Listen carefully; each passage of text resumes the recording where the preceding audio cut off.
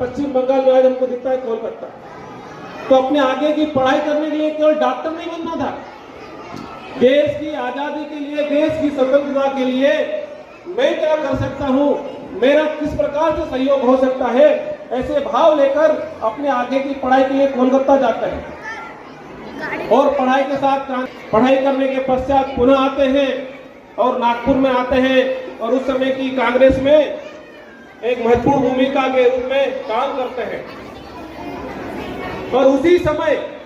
एक तरफ देश की आजादी का ज्वार चल रहा था, क्रांतिकारी फांसी चढ़ रहे थे, आंदोलन हो रहे थे, नरम दल के नेता देश की आजादी के लिए लड़ाई लड़ रहे थे। और उसी समय भारत भूमि को तोड़ने का एक चक्र बनता है और उसी समय भारत देश के अंदर बातों का डॉक्टर केशव बलिराम हेडगेवार जी अध्ययन करते हैं, चिंतन करते हैं कि हम आजादी तो मिल जाएगी, पर ये आजादी कब तक, क्योंकि यहां का जो मूल समाज है उसको अपने आत्मगौरव, अपने आत्म स्वाभिमान का ध्यान नहीं है। और जिस प्रकार से उस समय की स्थिति थी कि 700 वर्ष हमारे भारतवर्ष पर मुगलों ने राज किया, 200 वर्ष तक अंग्रेजों ने राज किया, और वो जो हिंदू समाज है जिसको आज भी हम संगठित करने का प्रयास कर रहे हैं, आज तो हमारे पास इतना विशाल वातावरण बना हुआ है हिंदुत्व के प्रति, फिर भी आज भी हमारे समाज उनके विद्यार्थी जीवन में भी उन्होंने जब मौका मिला उन्होंने अंग्रेजों की स्वाधीनता को नहीं स्वीकारा, विरोध किया विद्यार्थी जीवन से ही, और अपने विद्यार्थी जीवन के आगे की पढ़ाई करने के लिए वो अपना कॉलेज चुनते हैं तो कोलकाता जाते हैं। वीर शिवाजी हुए, स्वामी विवेकानंद हुए, ऐसे समाज की ये स्थिति हो गई थी कि हिंदू समाज 4 लोग एक दिशा में तभी चलेंगे जब 5वां उनके कंधे पे होगा। इस प्रकार की बातें हिंदू समाज में होती थी। उस समय ऐसा हमारा हिंदू समाज निर्बल, अपने आप को, उसका जो गौरव था वो आत्मशून्य हुआ था। इसी बातों का ध्यान में रखते हुए सन 1925 में राष्ट्रीय स्वयंसेवक संघ की स्थापना होती है और आज इन्हीं 100 वर्ष के रूप में आज पूरे भारतवर्ष में संघ अपने शताब्दी वर्ष मना रहा है। और उसी शताब्दी वर्ष के निमित्त आज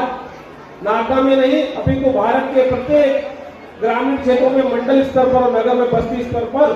जिस प्रकार से हमारे नागदा नगर को 16 बस्ती विभाजित किया गया है, आज ही के दिन हमारे नागदा नगर की